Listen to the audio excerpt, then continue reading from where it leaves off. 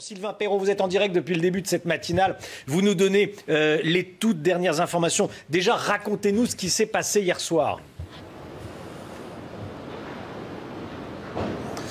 Eh bien, sur le coup de 20 h, une attaque orchestrée, simultanée dans 6 lieux différents.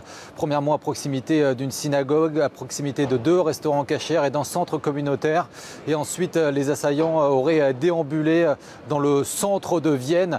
Un assaillant a été tué hier. Des fouilles ont lieu actuellement à son domicile. Il pourrait avoir des complices. Sachez toujours qu'il y a un homme qui est en fuite et la police autrichienne est à ses trousses. Les postes frontières ont été fermés, notamment avec la République tchèque. Les forces de l'ordre sont sur le qui-vive. Près de 250 forces militaires sont déployées dans toute l'Autriche. Et ici à Vienne, comme ici dans le centre où je me trouve, eh bien les policiers sont en patrouille. Sachez par ailleurs que la télévision publique autrichienne annonce un 4e décès civil. Il y aurait donc 2 hommes et 2 femmes qui seraient décédés.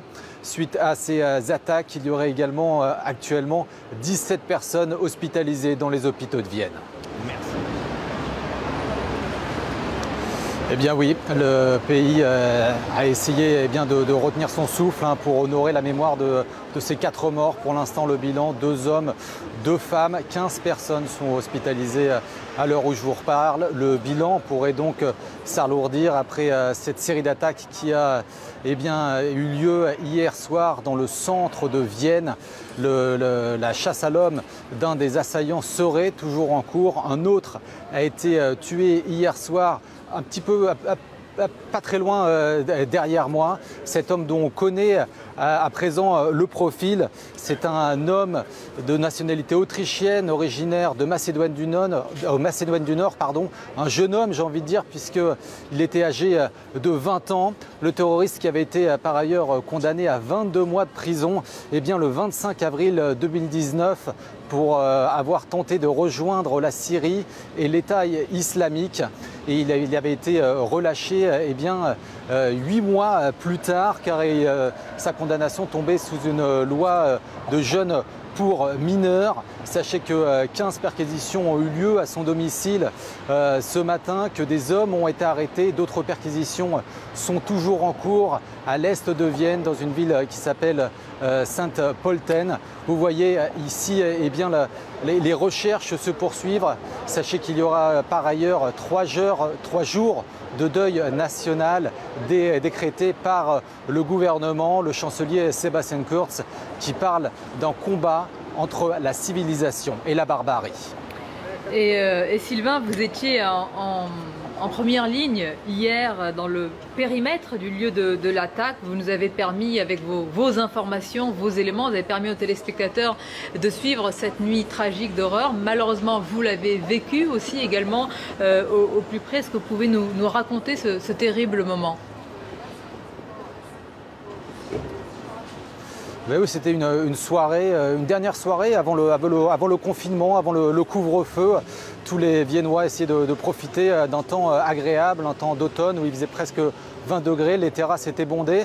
Moi, par exemple, j'étais à un concert.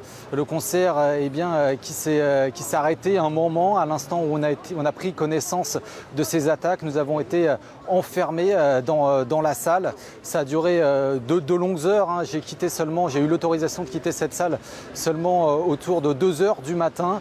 Une fois que la zone était sécurisée, il y avait des hélicoptères qui patrouillaient au-dessus de la ville de Vienne, des barrages qui étaient mis en place. Vraiment une situation comme on avait pu le vivre en France lors des attentats du 13 novembre.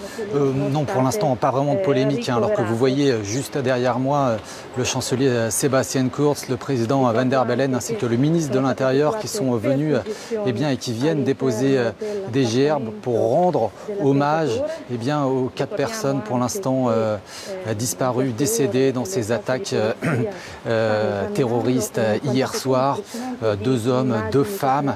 Il y aurait 15 personnes hospitalisées également en ce moment dans les hôpitaux de Vienne. Ces attaques qui ont endeuillé donc l'Autriche, et c'est tout l'État ici qui est rassemblé derrière moi pour rendre hommage à ces personnes qui ont perdu la vie dans ces attaques tragiques. Une nuit vraiment tragique, une nuit du 2 novembre dont l'Autriche se souviendra très longtemps. Et sachez par ailleurs que la course-poursuite n'est pas arrêtée, puisque un homme est toujours recherché par la police.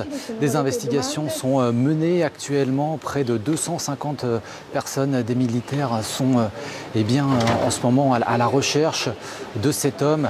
Derrière moi, vous le voyez, donc les officiels autrichiens qui ont rendu hommage à ces 4 personnes disparues. C'était le lieu où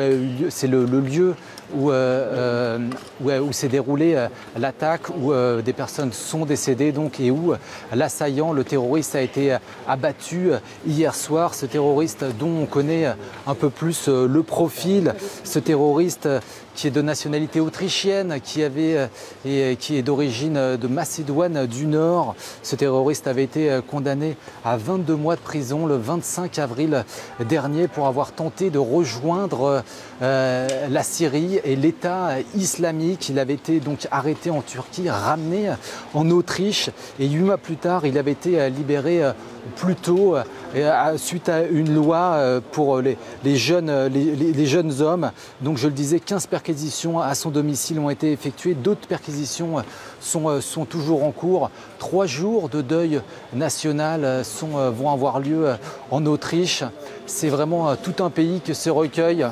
Sylvain Perrault, permettez-moi, parce que nous voyons en direct l'arrivée du président de la République Emmanuel Macron